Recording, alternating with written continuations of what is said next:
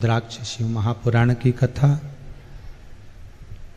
भगवान ओघड़दानी त्रिकालदर्शी कैलाशी शिव ही कृपा करके स्वयं बाचत रहे हैं, स्वयं बोल रहे हैं। सुनने वाला भी शिव है तो कथा करवाने वाला भी शिव ही है।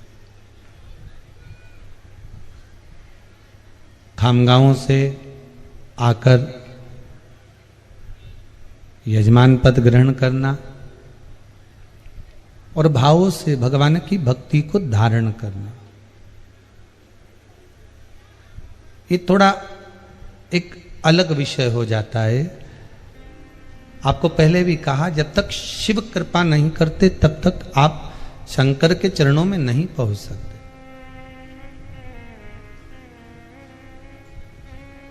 अथक प्रयास करा जाए, बहुत प्रयास करा जाए, तब भी शिव चरणारविंद नहीं मिल सकते। पर जब शिव की कहीं करुणा होती है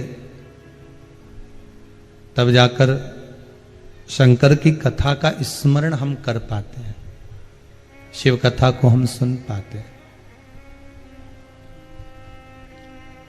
कई तो ऐसे भी हैं कि जिन्होंने कथा सुनी पर धारण बिल्कुल नहीं करी।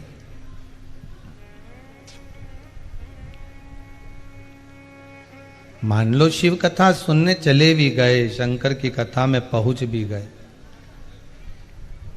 पर धारण भी तो करना चाहिए।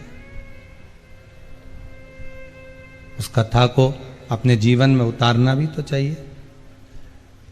और जब तक शिव तत्व को अपने भीतर नहीं उतारोगे तब तक शंकर मिलेगा कैसे?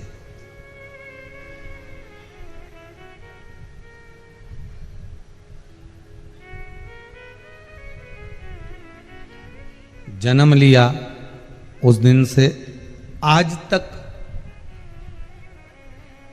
ऐसा कोई संसार में मानव नहीं जन्मा जो परमात्मा को पाने का प्रयास ना करता।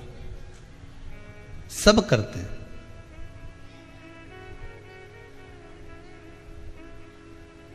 कई लोग कहते हैं ये तो पूरा ऐसा है कि कभी भगवान के मंदिर नहीं जाता। भले ना जाए।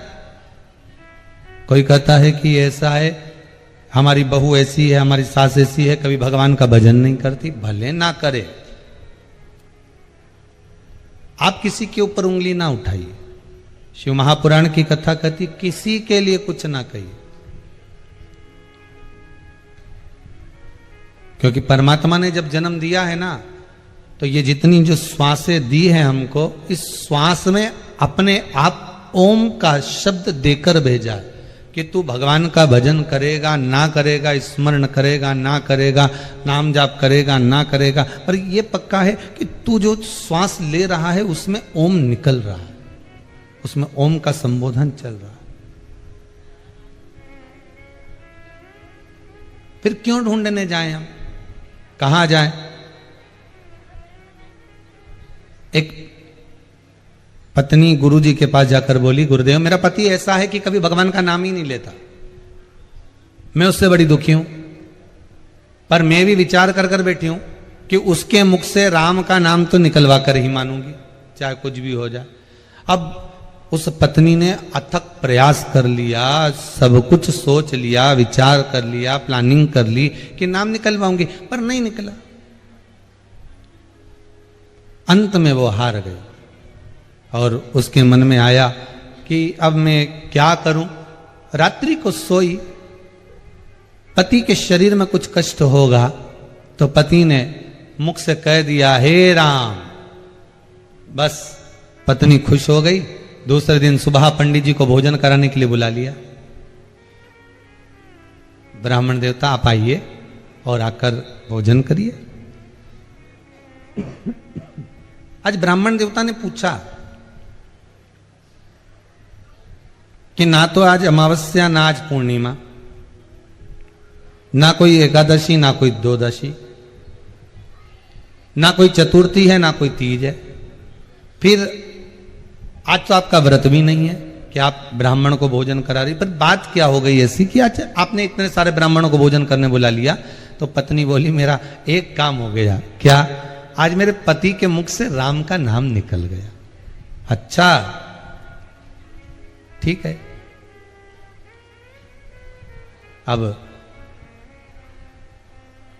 पति ने देखा कि ब्राह्मण भोजन कर रहे हैं, स्मरण कर रहे हैं, तो पति ने पूछ लिया अपनी पत्नी से, आज क्या है जो ब्राह्मण भोजन कर रहे हैं इतने सारे?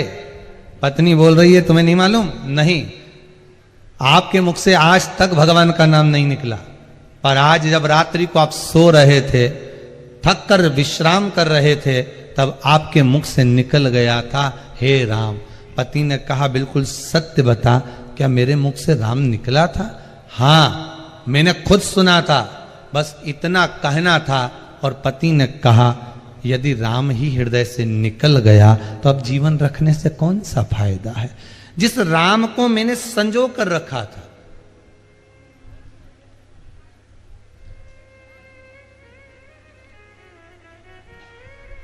जिस राम को मैंने अपने भीतर छुपा कर रखा था, अगर वही राम निकल जावे, वही राम इस हृदय से, इस चित्त से, इस वृत्ति से बाहर हो जावे, तो ये शरीर रखने का फिर लाभ क्या है? हमको लगता है कि हमारी बहू भजन नहीं करती, हमको लगता है हमारी सास भजन नहीं करती, हमको लगता है कि हमारा पुत्र मंदिर नहीं जाता, देवालय नहीं जाता, स्मरण नहीं करता, हमारी पुत्री नहीं जाती भगवान के मंदिर, हमें लगता है। पर ऐसा संसार में कोई मानव नहीं जन्मा जिसके भीतर परमात्मा की भक्ति विराजमान नहीं हो। थोड़ी सी होगी, पर होगी जरूर।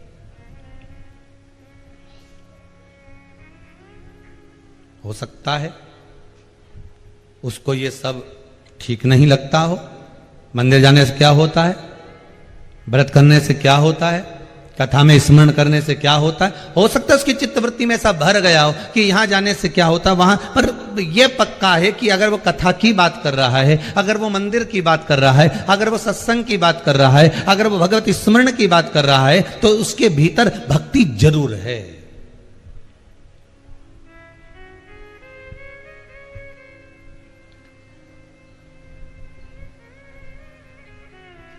उसके भीतर भक्ति सदा विराजमान है।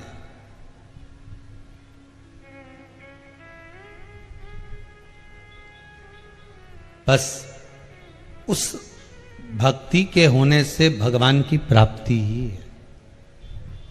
आप सब आस्था चैनल के माध्यम से जो शिव महापुराण की कथा को श्रवण कर रहे हो, आप सब भगवान देव अधिदेव महादेव की कथा को जो सुन रहे हो, आप सब भगवान की कथा को भले फेसबुक, यूट्यूब या आस्था चैनल के माध्यम से या ऑनलाइन श्रवण कर रहे हो, तो ये विश्वास मानकर चलिए कि कहीं ना कहीं शिव आपका परिचित हैं, कहीं ना कहीं भोलेनाथ आपके रिश्तेदार रहे हैं, कहीं ये आत्मा परमात्मा से जुड़ी हुई है। पहले भी कथा में कहा था, आज फिर कहते हैं, बहुत सारी शादियां हैं, अभी तो खैर 1.5 साल से कहीं नहीं है, फिर भी लोग घर में छोटे रूप में कर लिए हैं।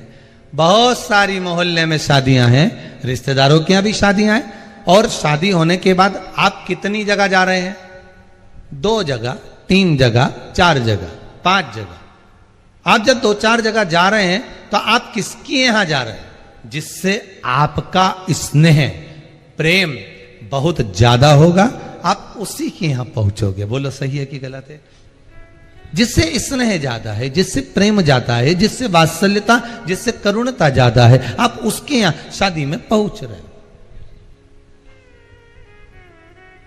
अब इतनी शादियां, और शादियों के बाद भी अगर कोई परिचित के यहां, कोई अन्य व्यक्ति के यहां पहुंच रहा है, तो उसका प्रेम उससे ज्यादा है, उसका स्नेह उससे ज्यादा है। बस यही शिव पुराण कहती है। सारी दुनिया को त्याग कर, सारे चैनलों को भूल कर, आप यदि आस्था चैनल पर या फेसबुक, यूट्यूब पर शिव महापुराण की कथा अगर सुन रहे हो, या शिव के धाम जाकर कथा का रसस्वादन कर रहे हो, या शंकर के मंदिर में पहुंच रहे हो या शिव भक्ति में डूबे हुए हो, तो यह विश्वास मानना कि तुम शंकर के